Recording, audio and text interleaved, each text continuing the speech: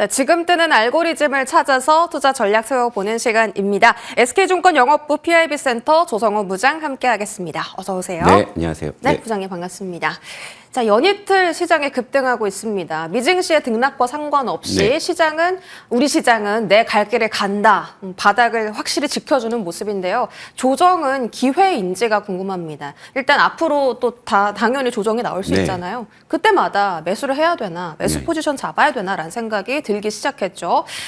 작년에 잃었던 신뢰를 슬슬 국내 증시가 회복하는 것 같습니다. 그 안에서 일단 올해의 주도 섹터인 조선과 방산 쪽에 대한 포지션 잡아볼 텐데요. 방산이 오늘은 특히 유독 강하고요. 조선도 나름 회복세를 보여주고 있습니다. 앞으로 조정이 나올 때마다 이쪽 섹터는 매수 포지션을 잡아야 될까요? 일단 뭐 현재 시점에서 대형주군에서 가장 좀 추세가 좋고 강한 섹터인 것만큼 분명한데 이 조선방산의 그 상승의 배경은 여러분들께서도 잘 아시겠지만은 오히려 트럼프 관세 전쟁에서 비롯된 그런 내러티브가 더 강화되는 구간이죠. 오히려 뭐 시장이 급락하면 뭐 조선방산주가 뭐 솟구쳐 오르는 그런 장면들도 많이 나오고 있고요. 그다음에 이걸 좀 추세적으로 봐야 됐을 때는 전제 조건들이 있겠죠. 이를테면 트럼프 리스크가 완화된다고 했을 때는 조금 조정 압력이 있을 수가 있는 부분이기 때문에 현재로서 뭐 주도주의 어떤 그런 면모를 보여주고 있지만 향후에 좀 시장의 어떤 매크로 변수에 따라서는 좀 변동성이 야기될 가능성도 분명히 있습니다. 왜냐하면 지금 현재 조선이나 방산 같은 경우에는 물론 뭐 실적 기대감도 있고요, 밸류에이션 모멘텀도 있긴 합니다만 사실 내러티브로 인한 사실 이 상승이 훨씬 더 지금 현재로서는 과하게 반영이 되는 거죠. 뭐 이를테면 조선 같은 경우에는 뭐 트럼프 관세 전쟁의 뭐 안전지대라는 평가잖아요. 이를테면 지금 트럼프의 지금 관세 전쟁의 어떤 전략이 뭡니까? 상대방을 궁지에 몰아넣고 거의 뭐 두들겨 패다시피 하는 그런 전략인데.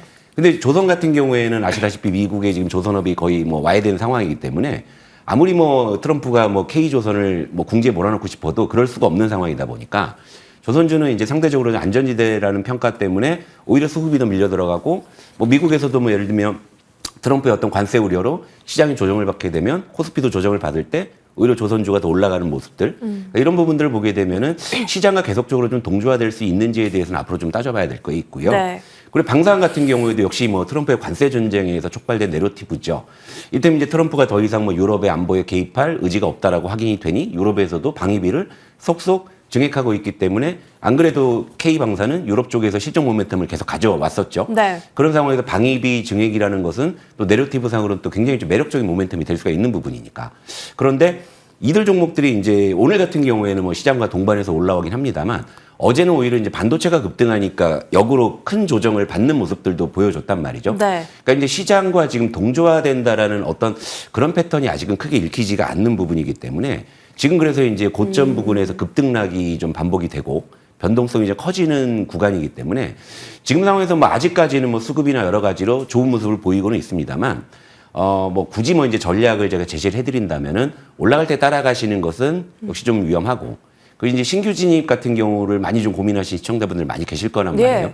근데 기본적으로는 좀 가격 부담이 없다고는 할 수 없는 구간이기 때문에 좀 신규 진입을 굳이 하시겠다면 좀 분할 매수 쪽으로 좀 말씀을 드려야 될 것 같고, 그리고 이제 좀 어느 정도 이제 좀 보유자 영역권에서의 좀 판단이 필요한 게 아닌가. 그런 생각을 좀 하고 있어요. 보유자의 영역으로 좀 볼 수 있겠다. 일단 고점 논란은 확실히 좀 인식을 하고 가야 되는 시점인 것 같고요. 한화 에어로스페이스 어제 말씀 주신 것처럼 좀 조정받았다가 오늘 다시 회복했고, 현대로템도 어제 윗꼬리를 오늘 전부 다 만회를 했습니다. K2 계약 4월 달에 나온다. 이런 모멘텀도 좀 실리고 있는 상황인데요. 비싼 건 알겠으나 매수 접근이 가능하다면 혹시 조금 더 매력적인 쪽도 염두에 둘 수 있을까요? 그러니까 또 하나 에어로냐 현대로템이냐. 지난주에도 이 질문 싫어하셨는데. 엄마가 좋아 아빠가 좋아하는데 물론 저 엄마 아빠 다 좋아하죠. 좋아하는데 여러분들께 이런 어떤 좀 대안을 제시해드리면 어떨까요? 물론 엄마 아빠는 늘 좋은 분이죠. 하지만 어느 순간에는 삼촌이 좋을 수도 있고 이모가 좋을 수도 있잖아요. 방산주 같은 경우를 보면 물론 하나 에어로나 현대로템이 지금 대장주의 지위로서 치열하게 수급 공방을 하고 있는데 이 두 종목의 최근에 좀 수급 동향을 보게 되면 조금 들쭉날쭉합니다. 기관 외국인들의 수급이 연속적이지는 않아요. 그런데 삼촌한테 전화를 해보니까 이쪽 수급이 굉장히 좋은 종목이 하나 있습니다. 현재 지금 한국항공우주가 맞아요. 11일 연속으로 외국인 수급이 들어오고 있기 때문에 여기서 굳이 엄마 아빠 중에 하나를 고른다는 것보다는 오늘 좀 삼촌하고 한번 놀아볼 수도 있는 거고요. 또 이모도 있을 수 있잖아요. 방산주가 이제 최근에 좀 어떤 반등을 할 때 예를 들면 이제 LIG 넥스원 같은 경우에는 오늘만 놓고 보게 되면은 네. 상대적으로 반등 강도가 좀 더딘 상황이잖아요. 예.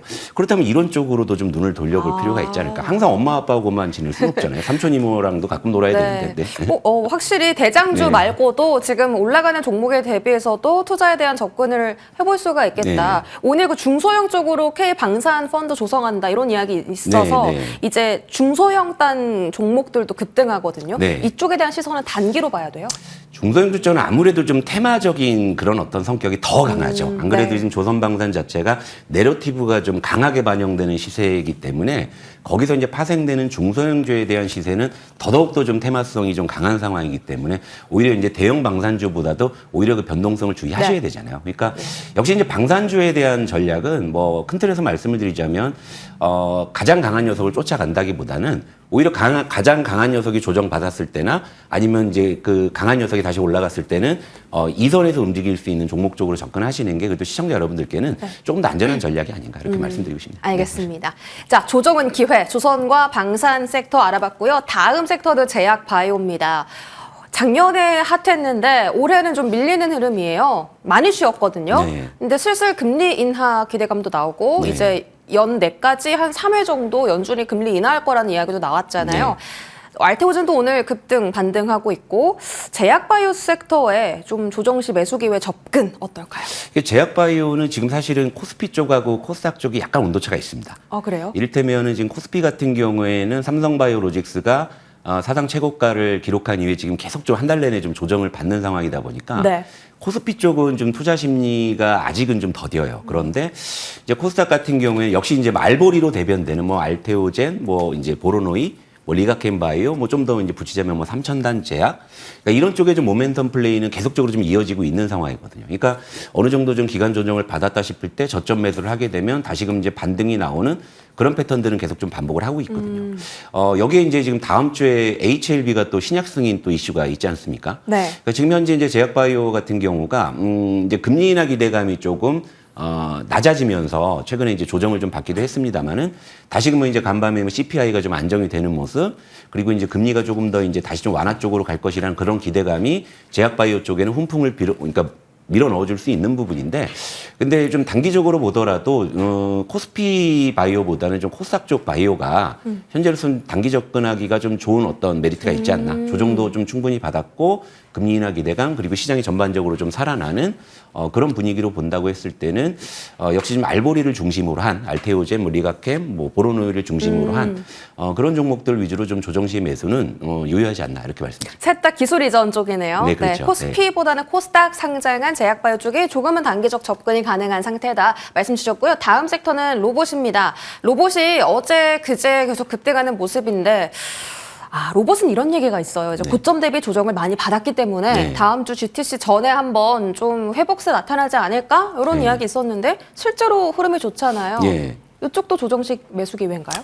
로봇 같은 경우도 지금 연초에 그러니까 테마군 중에서는 가장 발군의 시세를 내고 있는 네. 그런 중소형주가 아닌가 뭐 이렇게 생각을 하는데 사실 이제 최근에 이슈가 있었잖아요. 시장이 급락했을 때도 예를 들면 레인보우 로보티스의 행보로 인해 가지고 로봇주가 좀 일제히 좀 그런 어떤 수급을 좀 강하게 빨아들이는 시세가 나타났었고요. 예. 그리고 지금 이제 레인보우 로보틱스가 삼성전자의 이제 자회사로 편입이 되다 보니까 레인보우 로보틱스의 행보는 곧 삼성전자의 행보로서 이제 시장이 받아들이기 시작을 했죠.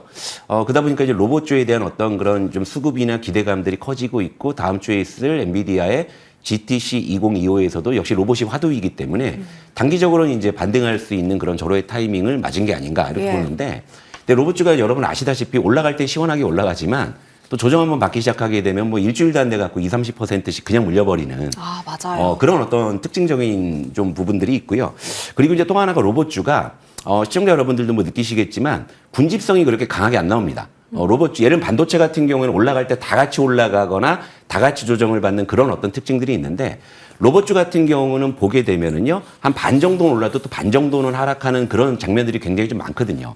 그러다 보니까 이 로봇주 같은 경우는 여러분들이 그 어느 때보다도 이제 종목에 대한 고민들이 좀 많이 있을 수밖에 없는데, 근데 이제 계속 이제 추적을 해보게 되면 결국 이제 조정받아서 좀 이제 좀 답답한 그런 로봇주들이 결국 이제 저점 매수를 하게 됐을 때 모멘텀이 있을 때 시세가 분출되는 것들이 자주 발생을 하거든요. 예. 그러니까 이제 여러분들이 로봇주를 접근하실 때 지금 가장 강한 로봇주를 따라가시면은 거의 10중 8구는 단계에 좀 물리실 가능성이 좀 커요.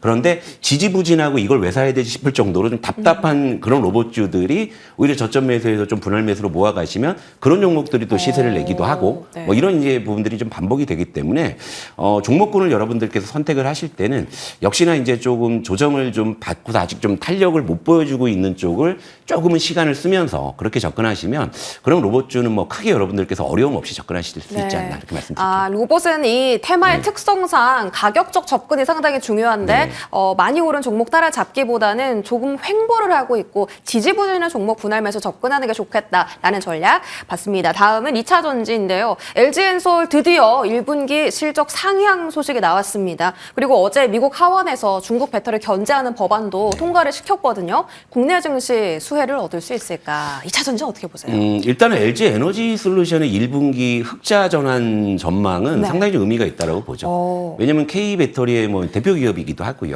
그렇기 때문에 정말 이 흑자 전환 전망이 이제 실제 이제 실적에 반영이 된다고 했을 때는요.